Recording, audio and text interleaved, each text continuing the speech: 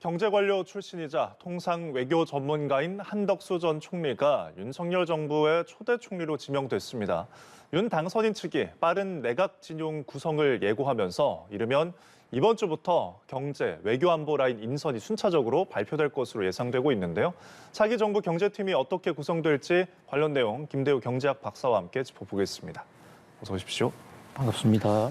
네, 한덕수 전 국무총리가 내정이 됐습니다. 국무총리를 하면은 전체적인 것을 이끌지만 지금 경제가 중요한 만큼 차기 정부에서는 경제팀을 이끌 수장으로 일컬어지는데 이번 주 안에 경제라인 후속 인사가 발표될 것이라는 전망이 있습니다. 경제부총리 물망엔 지금 누가 거론되고 있나요? 네, 앞으로 경제팀 사령탑에는 윤석열 대통령 당선인의 의중이 물론 많이 반영되겠습니다만은 그러나 이 새 국무총리로 한덕수 전 총리가 또 내정이 되면서 책임 총리제 얘기까지 나오는 마당인 상태에서 한덕수 총리의 입김이나 영향력도 많이 작용할 것으로 보이는데요. 그런 관점에서 보면 두 사람 모두에게 지금 주목을 받고 있는 인물 중에 대표적인 주자는 추경호 국민의힘 의원으로 볼 수가 있습니다. 이 추경호 의원은 윤석열 지금 인수위원회 기획분과 간사, 사실 수석간사죠. 수석간사를 맡고 있기도 하고 또 기획재정부 출신인데요. 원래는 저 추경호 저분이 경제기획원 출신이에요. 지금은 없어졌지만은 이코노믹 플래닝 보드라고 해서 EPB, 경제를 기획하고 총괄하는 부서입니다. 그런데 바로 저 경제기획원의 직계 선배가 한덕수 총리입니다. 한덕수 총리는 경제기획원의 경제협력국 쪽에 있으면서 경제통상 외교를 주로 했고요. 또 추경호 당시 사무관은 경제기획국에 근무를 했었는데요. 두 사람의 인연은 여기서 끝나는 것이 아니라 이후에 또 한덕수 총리가 노무현 대통령 시절에 부총리를 맡은 적이 있습니다. 부총리 겸 재정경제원, 그러니까 지금의 기획재정부인데요. 그 당시에 바로 추경호 의원이 과장으로서 경제정책, 금융정책 과장을 했거든요. 그러면서 손발을 계속 맞춰왔는데 지금 윤석열 당선인 입장에서는 경제 원팀을 만들어서 효과적이고 신속하게 경제 현안을 대응하겠다. 그런 차원에서 의외의 인물보다는 현재 인수위원회도 있고 두 사람이 모두 인연이 있는 추경호 의원 쪽으로 지금 가닥이 잡혀져 가고 있는 것으로 보이고요. 추경호 의원은 재무부, 그러니까 기획재정부의 1차관도 했고요. 또 그동안에 국무조정실장 그리고 또 국회에도 근무하면서 수석 원내 대변인을 했기 때문에 현재로서는 1순위에 지금 현재 지금 협치 이런 측면에서도 1순위로 꼽히고 있습니다. 그렇습니다. 그리고 경제 원팀의 구성에 공을 들이고 있는 지금 인수위 및 당선인 측인데 지금 경제 외교 안보 라인 패키지를 놓고 적임자를 또 물색 중인데 이번에 거론되는 인물에도 경제 1분과의 이제 최상목 간사가 또 물망에 오르고 있더라고요. 금융위원장이나 산업부 장관 후보로도 거론이 되고요. 그렇습니다. 이 추상목 그러니까 최상목 경제 1분과 간사도 주목해야 될 분인데요. 저분은 기획재정부 출신입니다. 그러니까 추경호 현재 지금 국민의 의원은 경제기획원 출신이라고 그러면 최상목 씨는 재무부 출신인데요. 그런 면에서 재정금융 쪽에 무게중심이 훨씬 더 방점이 있어요. 이 한덕수 신임 총리 후보자와는 초임 경제 관료 시절에는 인연이 없지만은 한덕수 총리가 부총리 할 때 그 밑에 제도 정권 과장을 하면서 바로 장관 밑에서 근무를 한 그렇게 코드를 맞춘 그런 인사입니다. 그래서 지금 최상목 위원도 부총리 후보로까지 거론이 되고 있는데요. 아무래도 경제기획원 출신이 거시경제 쪽 업무를 더 많이 해왔다. 그런 측면에서 추경호 의원은 부총리 겸 기획재정부 장관 쪽으로 또 추상목 현재 간사는 금융위원장 이런 쪽으로 현재 물망에 오르고 있습니다만은 그러나 막판 단계에서 대통령의 뜻에 따라서는 얼마든지 바뀔 수도 있고요. 예. 뭐 그 밖에도 지금 산업부 장관도 굉장히 지금 주목을 끌고 있는데요. 그렇습니다. 통상도 해야 되고 또 여기 산업 정책을 해야 됩니다. 근데 여기는 지금 이창양 카이스트 교수, 이분 원래 산업부 과장을 하다가 그만두고 SK로 나가서 이후에 공부를 해서 카이스트로 간 분인데요. 예. 이분은 또 그 대통령 당선인과 대학 다닐 때 인연이 있는 예. 그리고 최상목 간사와 이창양 간사 이 두 사람은 경제 1분과 2분과를 맡고 있는데 두 사람이 공이 행정고시 29회 동기생이기도 합니다. 예. 인수위 인사들이 많이 거론되고 있군요. 근데 이제 경제 원팀이 구성이 되면은 가장 먼저 해결해야 할 과제가 있지 않습니까? 어떤 과제를 해결해야 될까요? 예, 우선 뭐 부동산 문제가 현재 그동안 수년 동안 국민들에게 많은 어떤 논란이 되어 왔고 예. 이번 선거에서도 쟁점이 되어 왔거든요. 이번에 인수위에서 부동산과 관련해서 양도세 세율을 조정하는 문제를 지금 현재 문재인 정부에게 세율 조정을 하자라고 제안을 해놓고 있습니다. 네. 현재는 아직도 문재인 정부이기 때문에 대통령의 결단이 있어야만 시행령을 손을 댈 수가 있거든요. 예. 아직 바로 그런 점에서 이제 내각으로 내정이 되면 정부와 협의를 하게 되고 또 그렇지 않다 하더라도 5월 10일부터 바로 새 정부가 들어서면 정책을 할 것으로 보이고요. 예. 그 밖에 이제 또 하나 추가 경정 예산입니다. 현재 당선인이 50조 추경을 공약을 해놓고 있는데 이 대목에서 지금 정부와의 협상이 상당히 난관에 봉착해 있거든요. 예. 그런 측면에서 이 자영업자 손실보상을 위한 추경 배드뱅크 문제, 그 밖에 미국과의 통상협력을 구축하는 문제, 장단기 그 경제 계획을 짜는 문제, 특히 또 윤석열 당선인이 주장하고 있는 규제 완화와 시장 경제 체제로 가는 그런 문제에 대해서는 전반적으로 경제 관련법에 대한 대대적인 개편이 필요하거든요. 예. 경제팀으로서는 그 어느 때보다도 할 일이 많다 이렇게 볼 수 있겠습니다. 그렇습니다. 추경도 과제를 해결해야 되고 지금 부동산을 언급해 주셨는데 인수위가 지금 다주택자 양도소득세 중과를 1년 동안 배제하는 방안을 추진하기로 했습니다. 그래서 이 소식을 듣고서 집주인들이 발빠르게 집을 내놓으려는 그런 심리들이 작용을 하는지 어떤 호가를 올리는 움직임이 관측되고 있다는 소식도 있거든요. 아무래도 매물 유도 효과가 발휘가 되는 걸까요? 예, 인수위 차원에서 구체적인 세율까지 언급하면서 부동산 세제에 대해서 구체적인 정책을 내놓는 것은 매우 이례적인 현상인데요. 예. 그만큼 이제 부동산 문제에 관해서 시장에서 이 제도 혁파가 시급하다 이렇게 보고 있기 때문으로 보입니다.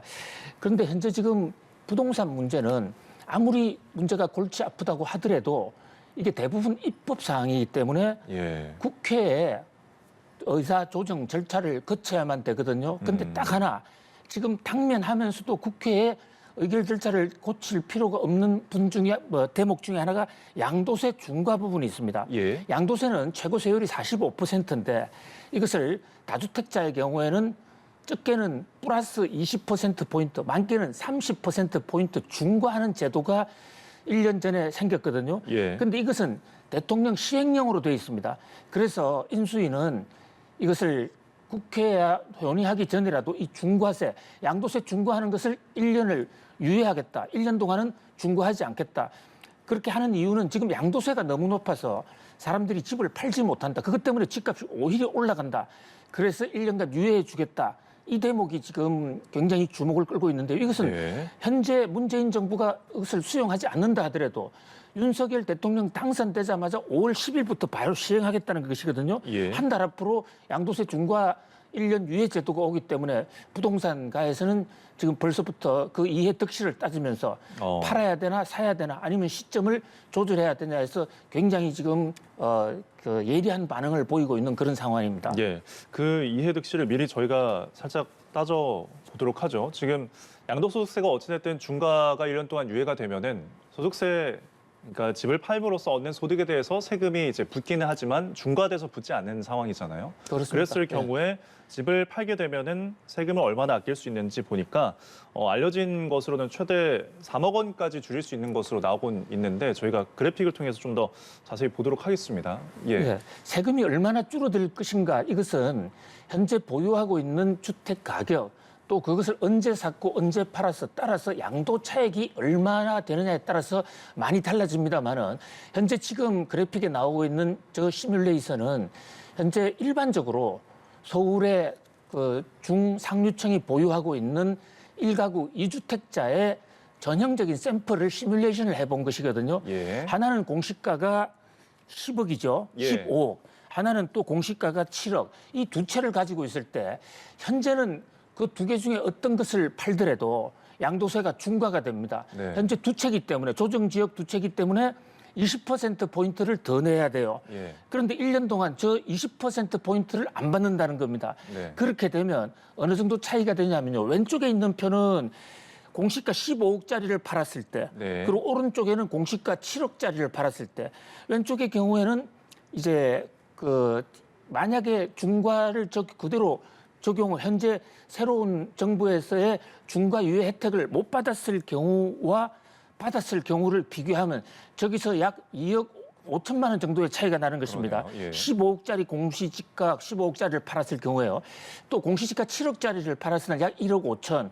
그러니까 평균적으로 15억짜리를 팔았을 때 2주택자의 경우에 약 2억 원이 좀 넘어가는 그런 세금 감면 혜택이 생깁니다. 예. 결코 적지 않은 금액이죠. 그렇습니다. 그런데 이것만으로 지금 끝나는 게 아닙니다. 또 하나는 종부세와 재산세를 두 개를 합한 보유세가 있거든요. 예. 보유세도 최고 세율이 6%, 그게 해마다 부과되는 거기 때문에 결코 적지 않습니다. 그런데 지금 이 보유세는 2주택자 보유세 세율이 누진과세되기 때문에 왼쪽에서 보시다시피 굉장히 세율이 높습니다. 그렇습니다. 그런데 오른쪽에 만약에 한 채를 팔아서 1주택이 된다면 그 제일 오른쪽에 있는 것은 제일 싼 주택 하나만 남아있을 경우, 그러니까 본인 이 사례에 든 경우에 두 주택 중에 7억짜리를 안 팔았을 경우에는 예. 종부세가 아예 없습니다. 그런데 이제 15억짜리를 안 팔았을 경우에는 종부세가 조금 매겨집니다. 그러나 왼쪽의 표에서 보시다시피 두 채를 팔지 않고 있었을 때에 비해서 무려 4천만 원에서 5천만 원 정도의 차이가 나는 것입니다. 예. 해마다 4천만 원, 5천만 원 차이니까 이게 10년만 된다고 그러면 4억이 되는 건데 어쨌든 1년만 기준으로 볼 때도 4천만 원 이상 차이기 때문에 예. 아까 말씀드린 양도세에서의 2억 한 그 4, 5천만 원 차이를 더할 때 이 두 세금을 합했을 때 3억의 그 조세 감면 효과가 생기는 것이죠. 예. 결코 적은 액수는 아니죠. 물론 여기에는 몇 가지 이제 어려운 점은 있습니다. 지금 현재 종부세를 내지 않기 위해서는 6월 1일 이전에 재산권을 넘겨야 되거든요. 최소한 그때까지는 이 잔금을 치러야 되는데 예. 문제는 지금 이 양도세 유예 시점이 그 5월 10일부터 시작되면 20일 동안 집을 처분할 수 있을 것인가? 뭐 거기에 대해서는 예. 좀 그 논란이 생길 수가 있는데 어쨌든 정부가 이 새로 들어서는 정부가 양도세를 내림으로써 그동안에 세금이 너무 높아서 팔지 못한 사람에게 출구 전략, 퇴로를 줄 수 있는 것이죠. 그렇습니다. 그러면서 집값도 떨어지면서 부동산 가격도 전체 투기 열풍도 잡을 수 있는 그 양수 겸장의 수로 이렇게 보이는데요. 여기에 따라서 지금 부동산가에서는 야, 언제 팔아야 되느냐, 언제 어떤 식으로 그 소유하고 있는 게 두 채 또는 세 채라면 그 중에서 무엇을 파는 것이 더 유리할 것인지 예. 이해득실 계산에 아주 분주한 모습입니다. 네, 5월이 부동산의 분수령이 될 것 같은 느낌이 들고 있습니다. 지금 이제 매매에 대한 이야기를 나눠봤는데 임대차 시장도 지금 심상치 않은 게 전세, 월세 최고 계약액이 지금 갱신되고 있다는 소식이 들려오고 있거든요. 아무래도 계약갱신 청구권이 이제 만료되면서 오는 8월부터 인상률 5% 상한이 이제 풀리는 경우 때문에 그런 것 같은데 그러면은 그 시점을 기준으로 가격이 급등할 수 있다는 우려도 나오고 있습니다. 어떤 대책들이 필요할까요? 네, 지금 우리 부동산 시장에서 가장 뜨거운 감자가 되고 있는 핵심적인 요소를 딱 집어서 잘 지적을 해 주셨는데요. 지금 임대차 3법이 도입된 게 2년 전 8월 달입니다. 그러니까 앞으로 4달, 5달, 올 8월이 되면 임대차법이 시행된 지 2년이 되거든요. 당시에 2년 전에 전세 계약이 2년이 만기가 된 사람들에게 임대차 3법이 생기면서 무조건 앞으로 2년 동안 5% 이상 이하로 올리는 싼 가격으로 더 연장해 주도록 그 법이 강제가 됐습니다. 예. 그게 이제 임대차 3법의 핵심 요인인데요. 예. 이게 이제 8월 달 되면 만기가 되면 최근에 부동산 가격이 많이 오르지 않았습니까? 전세값도 많이 올랐습니다. 그러면 이제 상한제가 없어지고 새 주인을 맞을 수 있는 상황이고 기존 주인 세입자하고 하더라도 가격을 마음대로 올릴 수 있으니까 그동안에 못 올렸던 거 마음껏 올릴 수 있는 네. 이런 문제가 있거든요. 이것은 임대차 3법을 만들 때부터 이런 부작용이 좀 예견이 됐던 겁니다만은 그 부작용에 폭탄이 째깍째깍 지금 다가오고 있는 것이죠. 네. 그런 면에서 벌써부터 전세 시장에서는 8월 달에 앞서서 시장에 반영이 돼서 현재 국토부 실거래가 조사에 보면 전세가, 월세가 지금 사상 최고 고공행진을 하고 있거든요. 네. 그런 면에서 그야말로 임대차 3법발 폭풍이 오고 있다고 볼 수 있습니다. 이 대목에 대해서도 대책을 세워야 되는데 이것은 모두 입법 사항이기 때문에 국회에서 여야가 의견을 모으지 않으면 어떤 제도 개선도 불가능한 상태입니다. 그래서 지금 새로 출범하는 정부도 또 민주당도 국민의힘도 새로운 대안을 놓고 여러 가지 다양한 지금 의견을 주고받고 있는 그런 상태입니다. 예. 어떤 안들이 거론이 되고 있나요? 그러니까 현재 지금 윤석열 당선인 입장에서는 과거로 돌아가자. 그러니까 더 이상 2+2에서 4년 내에서는 전세가 상한제를 5% 이상 올릴 수 없도록 하는 것을 없애고 예. 종래대로 2년 이렇게 돌아가자. 이렇게 지금 주장하고 있는 이게 현재 지금 야당인 새 당선인 측 주장인데요. 예. 여기에 대해서 이제 민주당 측에서는 현재 시행한 지 불과 2년밖에 되지 않았는데 처음에 난관 이것을 예상했던 건데 이것을 넘지 못해서 지금 와서 다시 2년으로 돌아가면 근본적으로 임대차 3법의 취지인 세입자들을 좀 도와주겠다는 이런 정책이 근본적으로 해소될 수 없지 않느냐. 그래서 좀 더 오히려 더 강화시켜야 된다. 이를테면 2+2를 3+3으로 한다든지 이렇게 되면 당분간 더 전세금을 올리지 못하는 그런 어떤 강수도 있을 수가 있는 것이죠. 그런데 이 대목에 대해서는 여야의 입장이 워낙 첨예하기 때문에 대타협을 하거나 또는 뭐 경우에 따라서는 대충돌도 예상될 수 있는 앞으로 이 부동산 시장의 가장 큰 뜨거운 감자다 이렇게 볼 수가 있겠습니다. 네, 어쨌든 입법이 필요한 부분이기 때문에 지켜봐야 될 것 같습니다. 자, 끝으로 기업 경제 이야기를 해보겠습니다. 지금 작년에 코로나19가 지속되는 상황 속에서도 국내 매출상위 500대 기업들의 합산 실적이 최대 수준을 기록했거든요. 지금 3천조 원을 넘은 것이 처음이라고 하더라고요. 어떤 배경이 있나요? 그렇습니다. 정말 우리 기업들은 코로나19의 상황 속에서 선전을 했습니다. 선전을 넘어서서 큰 대박을 냈다 이렇게 볼 수가 있는데요. 영업이익이. 현재 매출은 물건을 팔아서 번 돈입니다. 네. 그게 지금 무려 13%나 급격히 늘었죠. 그거보다 더 늘은 것은 영업이익 쪽입니다. 이익은 팔 때 사온 원가를 제하고 남은 이익인데요. 영업이익은 50.3%입니다. 역대 최고로 가장 높은 수익률을 올렸습니다. 그러니까 코로나로 여러 가지 경영 여건이 어렵지만 우리가 국제적으로 수출도 늘리고 잘 대처한 그런 측면도 있고요. 네. 또 하나는 코로나19 때 첫 해인 2020년에는 조금 휘청했지만 빠른 속도로 회복이 됐거든요. 특히 비대면 관련한 반도체, 전자 이런 쪽은 사상 최대의 성과를 기록했다. 네. 그런 면에서 이런 기조를 잘 이어가야 내년, 내후년 우리 경제가 반석이 올라설 수 있지 않느냐는 생각이 들고요. 이렇게 경제가 또 영업이익이 크게 늘어나게 된 데는 정부가 앞장서서 정부의 재정 지출을 감내하면서 본격적인 부양책을 쓴 측면도 있거든요. 예. 어떻게 보면 기업들이 국민들에게 좀 빚을 졌다 이렇게도 볼 수가 있어요. 예. 그런 면에서 이제 새 경제 정책에서는 그동안에 늘어난 이익이나 매출을 어떤 낭비한다기보다는 재투자 재원으로 또 국민 경제의 성장 동력이 될 수 있도록 잘 활용하는 그런 지혜와 노력이 필요할 것으로 보입니다. 예. 최대 매출과 이익, 경제 선순환에 좀 영향이 있으면 좋겠습니다. 지금까지 김대우 경제학 박사와 함께했습니다. 고맙습니다. 감사합니다.